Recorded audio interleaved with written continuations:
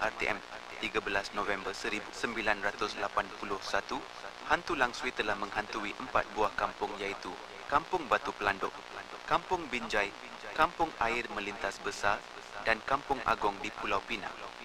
Semua kena duduk rumah waktu menjelang maghrib. Jangan keluar pada waktu maghrib dan boleh keluar dari rumah pada waktu 8 malam. Itulah sahaja dari berita kecemasan RTM. Berita ini akan diulang semula pada pukul 5.30 petang. Ingat gagal patuh, maut jawapannya.